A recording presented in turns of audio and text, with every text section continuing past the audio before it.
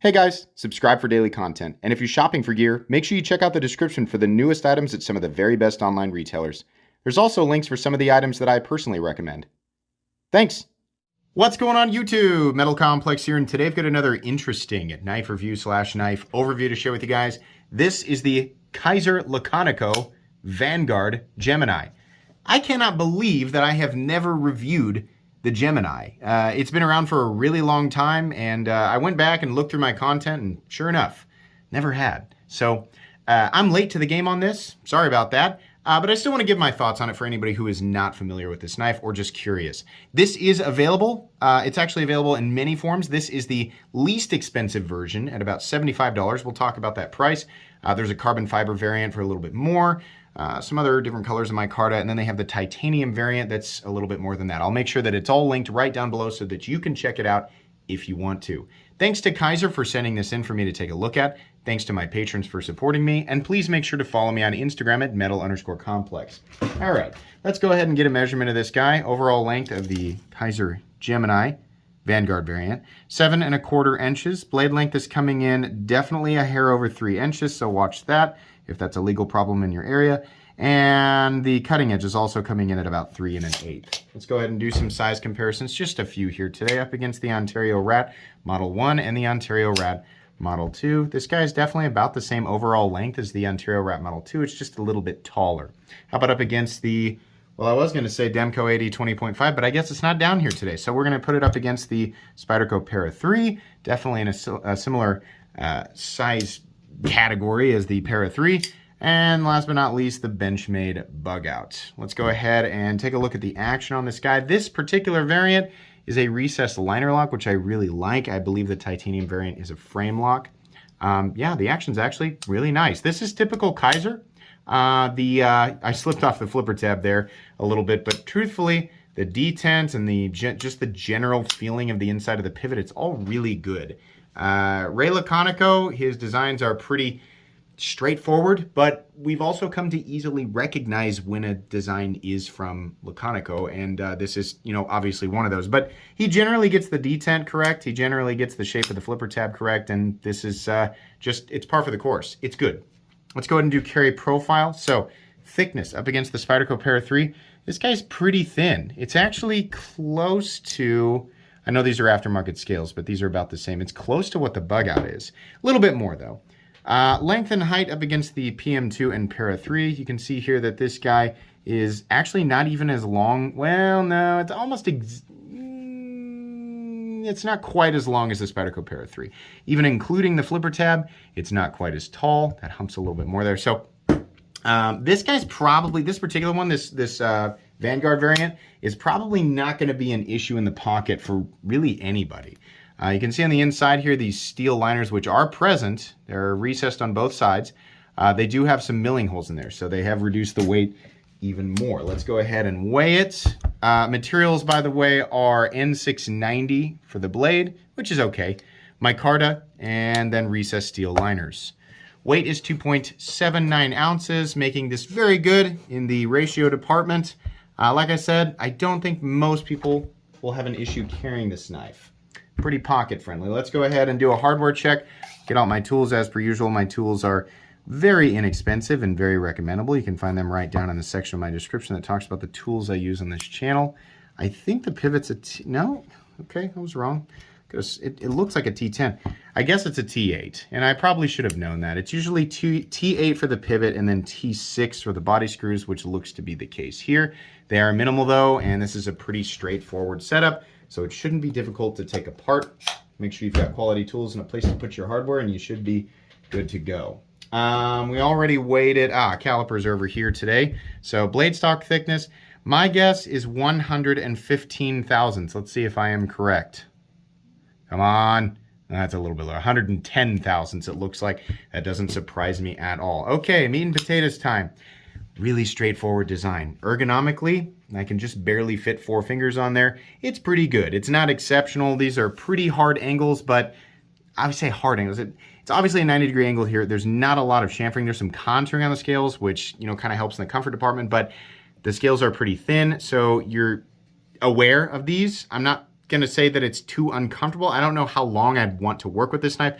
The pocket clip is good. It's just a little bit like I'm feeling that bill, right? When you squeeze this, the very first thing you're going to notice is all 4 of my fingers, if your hands are about the same size as mine, are crammed into what is just barely enough space, and I am definitely feeling that pocket clip a little bit. But the ergos are good enough. The overall look of the knife is very simple, it's very safe, and it's a handsome look. This particular set of micarta scales is what I would describe as like someone melting a zebra and ironing it out over a flat surface. That's kind of what it reminds me of. You don't have to go with this. You can go with a different version, but this looks okay. The contrast with the blue hardware is kind of nice, right? So I can't complain too much. This blade is a perfect example of just a straightforward, fully flat ground drop point blade. And you know what? It works really well. You're not too far off from the cutting edge. It is going to slice. This is a very thin and very slicey edge, and it should make pretty short work of your general slicing tasks, right? Your general day-to-day stuff. Not something that I would consider to be a hard use blade, but I think that kind of goes without saying. You see the taper down to the tip. This will definitely puncture, definitely slice.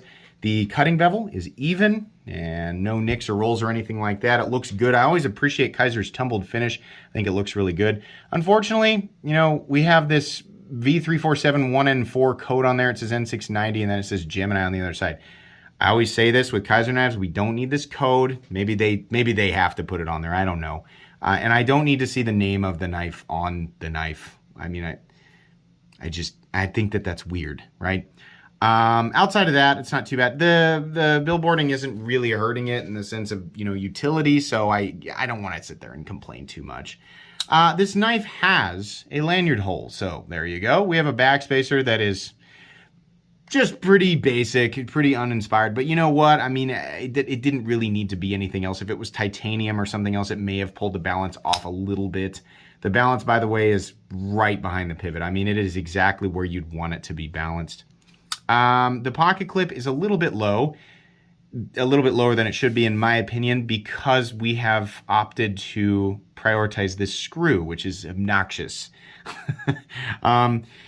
I don't like seeing that. The truth is, though, is that the carry position or carry depth is still medium, so it's not really hurting it that much. The pocket clip is incredibly basic. It's polished. It looks nice. It's a reasonable depth, right? The bill is not super dramatic. It's enough to, you're going to feel it in your hand, especially if you're going to cut with it continuously. You know, like if you're going to be like breaking down like heavy cardboard boxes or cutting into, you know, wood or rubber or anything like that, after a while you're definitely going to feel it, right? This would not be my choice for that. This would be a knife that I get out to make a few simple cuts at max and then kind of put away, and I think it'll do that pretty well. The pocket clip will allow this knife to slide in and out of your pocket efficiently.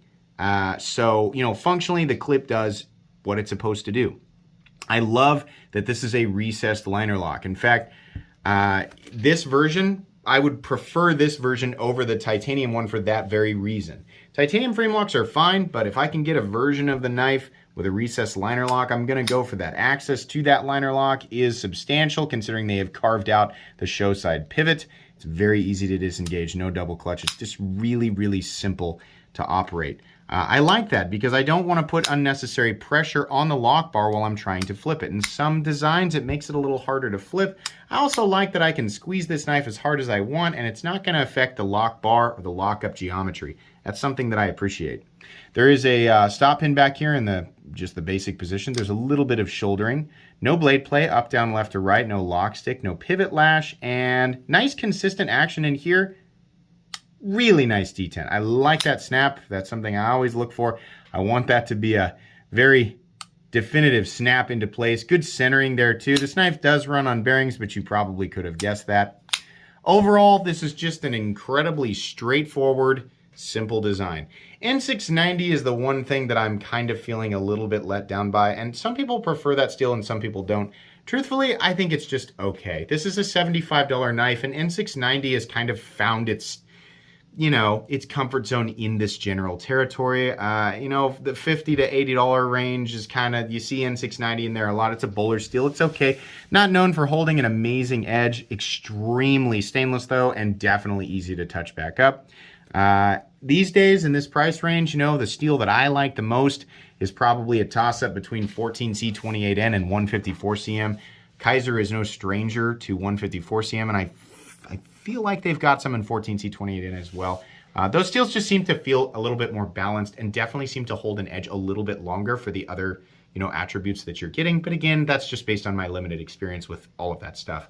All in all, this is a good knife. Nothing about it blows me away, but nothing about it really disappoints me. It's just kind of a generically good choice for somebody who's, I don't know, just discovering this territory of the knife world, right? If you like the look of this, $75 I think is a reasonable price. It also puts it right at the tippy top of what I'd consider to be a budget knife.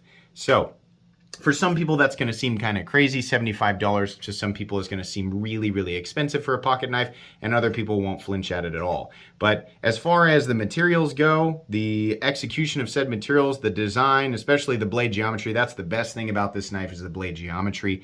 All of that together, $75 I think seems pretty fair to me. Kizer knives are made in China, if that's something that you needed to know. I feel like most people know that now, but Kizer knives are made in China. They do a really good job. They're definitely one of the better Chinese production OEMs out there, and this is a good example of their work. So if you're looking to get into some of where nicer knives kind of start, this is a good one, right? It's kind of generically something that I would recommend to a wide variety of people, and for that reason, it will go in my recommended knives playlist. It's also going to go in my budget knives playlist because it just barely qualifies. I don't know that there's really a whole lot more that I can say. This was a really short review, and if you could imagine, versus the other stuff that I reviewed, there's really just not a whole lot more that I can say. This is a knife that I will inevitably give away during a live stream at some point. So if you're not subscribed and that sounds interesting and you needed a reason to subscribe, well, there you go. I give knives away. I really do appreciate Kizer for giving this to me so that I can review it and give it away.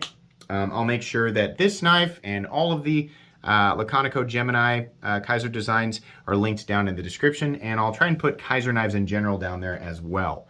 Please make sure to follow me on Instagram at metal_complex. If you enjoyed this video, leave a like. If you'd like to check out my other content, I do of course have lots of videos of knives that are either expensive or inexpensive that I do or don't like, so check those out. And if you enjoy all my content, go ahead and click on that Metal Complex logo right there and subscribe, because there's definitely more coming. Thanks again for watching, everybody, and have a great day.